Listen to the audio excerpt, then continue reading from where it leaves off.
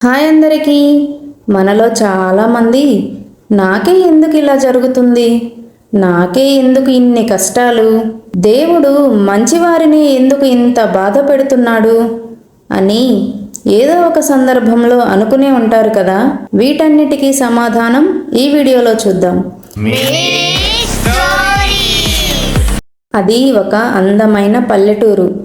ఆ ఊరిలో రామయ్య అనే మంచి రైతు ఉండేవాడు. అతను గణేశుడిని భక్తి శ్రద్ధలతో ప్రతిరోజు పూజించేవాడు. తను చేసే ప్రతి పనిలో గణేశుడు తనకి అండగా ఉంటాడు అని నమ్మేవాడు. వ్యవసాయంలో నష్టపోవడం, పిల్లల చదువుల ఖర్చులు, అప్పుల భారంతో అల్లాడిపోతూ ఆత్మవిశ్వాసం కోల్పోయి ఎంతో బాధతో గణేశుడిని చూస్తూ ఒక ప్రశ్న అడిగాడు రామయ్య. ఓ గణేశ, నేను ఎవరికీ ఏ అన్యాయం చేయలేదు, ఎవరినీ మోసం చేయలేదు. అయినా ఎందుకు నాకే బాధలు వస్తున్నాయి? ఎందుకు గణేశ, ఎందుకు మంచి వాళ్ళకే ఇన్ని కష్టాలు అని ప్రశ్నించాడు. రామయ్య కళ్ళు చెమర్చాయి.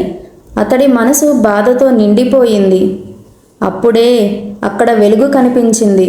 పసిపిల్లాడిలా ఉన్న గణేశుడు నవ్వుతూ రామయ్య ముందు ప్రత్యక్షమయ్యాడు. రామయ్య ఆశ్చర్యంతో చూస్తూ వెంటనే భక్తితో నమస్కారం చేశాడు. బాలగణేశుడు ఇలా చెప్పాడు. రామయ్య, నీ ప్రశ్న చాలా గొప్పది. నీవు మంచివాడివి కాబట్టే నీకు బాధలు వస్తున్నాయి. నీకిది తెలుసా రామయ్య? ఏ చెట్టు అయితే మంచి కాయలను ఇస్తుందో ఆ చెట్టుకే రాళ్ళ దెబ్బలు. అది ప్రకృతి ధర్మం. మంచి ఎప్పుడూ పరీక్షకు గురవుతూనే ఉంటుంది. నీకు అర్థమయ్యేలా చెప్తా విను. ఒక మామిడి చెట్టు ఉంది. 2 మామిడి పండ్లు పక్కపక్కనే ఉన్నాయి. ఒక మామిడి పండు చిన్నదిగా పచ్చిగా ఉన్నప్పుడే చెట్టు నుండి కింద పడిపోయింది. కొందరు దానిని తిని చూశారు. పులుపు, చేదు ఏమాత్రం రుచిగా లేకుండా ఉంది.